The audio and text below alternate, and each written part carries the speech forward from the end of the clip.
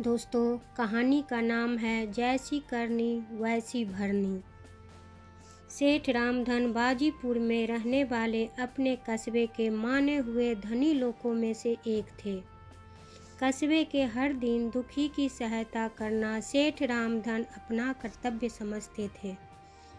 यही कारण था कि कस्बे का हर छोटा बड़ा प्राणी उनका सम्मान करता था।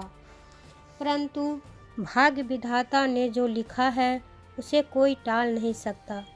बुरा समय जब आता है तो इंसान की छाया भी साथ छोड़ जाती है। मानव जीवन तो धूप छाँव है, उसमें कभी प्रकाश तो कभी अंधेरा आता है। यही हाल रामधन का था। उसके पास एक बार राम ही राम बाकी रह गया। कारोबारी घाटे के कारण धन उड़ गया। रातों रात वह धनी से निर्धन हो गया। जिस घर में खुशियां ही खुशियां नाचती थी, उस घर में उदासी छा गई। संकट के समय तो अपने भी दूर भागने लगते हैं। रामधन बेचारा क्या करता, धन पास था नहीं। लेने वाले घर पर आ रहे थे और देने वालों ने आंख मिलाना भी बंद कर दिया था। इस दुख के समय में उनके लिए उनकी धर्मपत्नी राधा का ही साथ रह गया था। उसने जब अपने पति को इस प्रकार उदास और चिंता में डूबो देखा तो वह उन्हें हौसला देती हुई बोली, आप दिल छोटा ना करो स्वामी, यह माया तो आती जाती रहती है। आज यदि धन चला गया तो क्या हुआ, हिम्मत से काम लोगे तो यह धन आप फिर कमा लेंगे। राधा, नया काम शुरू करने के लिए भी तो धन की ज़रूरत है, जो हमारे पास नहीं। बिना धन के कुछ नहीं हो सकता। राधा बोली, तो क्या चिंता है, लो यह मेरे गले का हार गिरधारी लाल जौहरी के यहाँ गिरवी रख आओ। जो धन मिले उससे नया कारोबार शुरू करें, लेकिन नया कारोबार यहाँ नहीं बल्कि किसी बड़े शहर में जा कर के शुरू करें। अपनी पत्नी की बात सुनते ही रामधन को जैसे जोश आ गया। उसने अपने पत्नी को प्यार से देखा और कहा, राधा, तुम तो साक्षात देवी का रूप हो। आज के युग में तुम्हारे जैसे पत्नियां कहाँ मिलती है। राधा बोली, आप मेरे भगवान हैं और मैं आपकी पुजारी हूँ। मैंने जो कुछ भी किया है अपने प्रभु के लिए किया है। आओ, देर ना करो, इस हार को देकर कुछ पैसा ले आओ। हम कल सुबह होते ही बड़े शहर की ओर चल देंगे।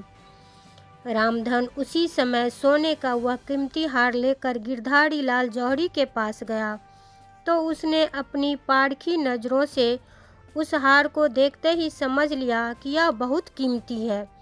उसने उसे आधे दामों में गिरवी रखने की शर्त रखी और साथ ही कहा कि यदि 1 वर्ष के अंदर इसे नहीं छुड़वाओगे तो आपका यह हार जब्त हो जाएगा।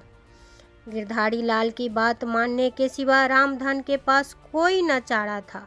जो रुपया उसने दिया उसे माथे से लगाया। दुखी मन से उसने दूसरी सुबह अपना घर छोड़ दिया और पास ही एक बड़े शहर में जाकर रहना शुरू कर दिया। इतनी बड़ी हवेली को छोड़ने के पश्चात दोनों पति पत्नी किराए के एक छोटे से मकान में रहने लगे थे। नए शहर में धंधा जमाना कोई सरल काम नहीं था, मगर रामधन बहुत परिश्रमी आदमी था। उसने गांव से माल लेकर शहर आने वाले किसानों से अपनी मित्रता बढ़ानी शुरू कर दी। उसका प्रेम व्यवहार देखकर सब किसान बहुत प्रसन्न थे। वह उनसे माल लेकर बेचता और अच्छा मुनाफा कमाता। अब तो शहर से बाहर ही रामधन ने अपनी एक छोटी सी दुकान खोल ली। कुछ ही समय में उनके जीवन का मानचित्र बदल गया। अब उनके पास काफ़ी धन जमा हो गया तो उसने अपने पत्नी से कहा, चलो प्रिय, अब एक बार अपने घर हो आए। वहाँ जो तुम्हारा हार गिरवी रखा हुआ है उसे भी छुड़वा लाएंगे। दोनों पति पत्नी फिर वापस अपने पुराने कस्बे में पहुँचे। तो गांव के लोग उनके स्वागत के लिए उमड़ पड़े।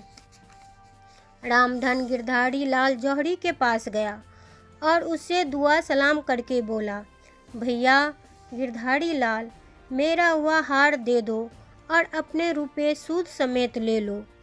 गिरधारी लाल जानता था कि वह हार तो बहुत कीमती है।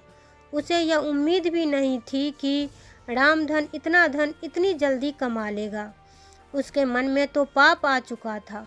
वह हार देना नहीं चाहता था। इसलिए उसने रामधन से कहा, भैया रामधन, तुम आ गए यही खुशी की बात है, लेकिन अब मैं तुम्हें क्या बताऊं कि वह हार तो मेरी दुकान से चोरी हो गया है। यह नुकसान तो दोनों भाइयों का है। तुम्हारा हार गया, मेरी रकम गई।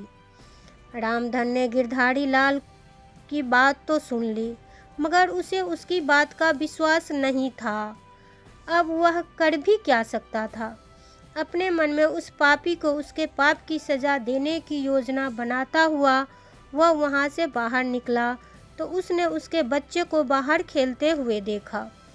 छोटे बच्चे को बड़े प्यार से उसने अपने गोद में उठा लिया और घर लाकर अपनी हवेली की तहखाने में बंद कर दिया। गिरधारी लाल ने जब शाम होने पर अपने बेटे को घर में न देखा तो बहुत चिंतित हुआ। उसने अपने नौकरों से पूछताछ शुरू की तो एक नौकर ने उसे बताया कि आपके बेटे को रामधन उठा लिए जा रहा था। घबराया हुआ गिरधारी लाल रामधन के पास पहुंचा और उससे जाकर पूछा, मेरा बेटा कहाँ है? रामधन ने हंसकर उत्तर दिया, भैया मुझे क्या पता। हाँ, मैंने एक बाज को उसे उठाकर ले जाते देखा था। गिरधारी लाल बोला, तुम झूठ बोल रहे हो रामधन, मेरे बच्चे को तुम ही उठाकर लाए हो। मेरे नौकरों ने तुम्हें आंखों से देखा है। रामधन ने कहा, देखा होगा, मैं तो कुछ कह नहीं सकता। जो मैंने देखा है बता दिया है। फिर गिरधारी लाल बोला, मैं कल राजा के पास जाऊंगा। रामधन बोले, जरूर जाओ, मैं तो तुम्हें रोक नहीं रहा। दूसरे दिन सुबह ही गिरधारी लाल जौहरी राजा के दरबार में पहुंच गया। उसने राजा को बताया कि रामधन उसके बेटे को उठाकर ले गया है और अब वापस करने को तैयार नहीं। राजा ने अपने सैनिकों को आदेश दिया कि इसी समय जाकर रामधन को पकड़ कर लाओ। उसी समय रामधन को पकड़कर लाया गया तो राजा ने रामधन से कहा, देखो रामधन, तुमने गिरधारी लाल के बेटे को कल उठाया था और इनसे यह कह दिया कि तुम्हारे बेटे को बाज उठाकर ले गया। बोलो, क्या यह झूठ है? रामधन बोला, नहीं महाराज, यह सच है। राजा बोला, तो फिर तुमने ऐसा क्यों किया?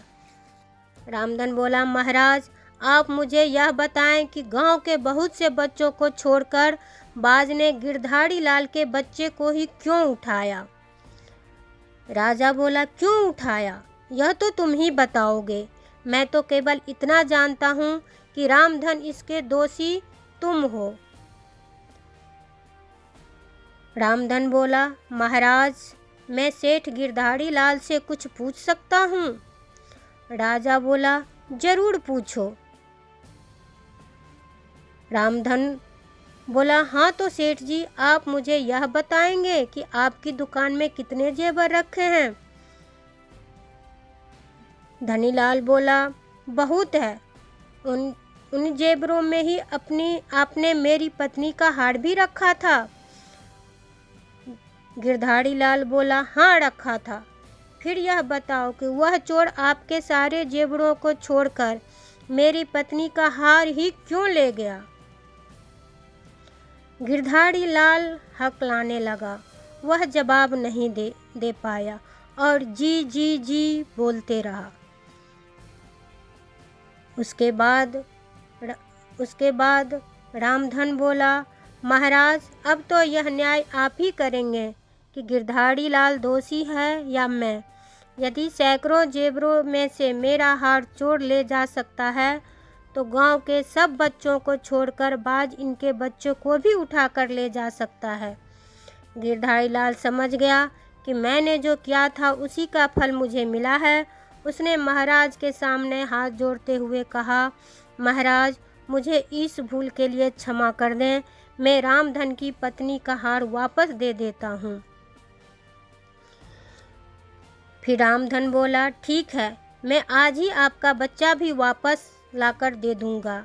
जैसा कोई करेगा वैसा ही भरेगा। रामधन को अपना हार वापस मिल गया। उसने भी गिरधारी लाल को बच्चा वापस दे दिया। तो दोस्तों, ये कहानी आपको कैसा लगा कमेंट में लिखिए और लाइक कीजिए, सब्सक्राइब कीजिए। अंत तक बने रहने के लिए धन्यवाद।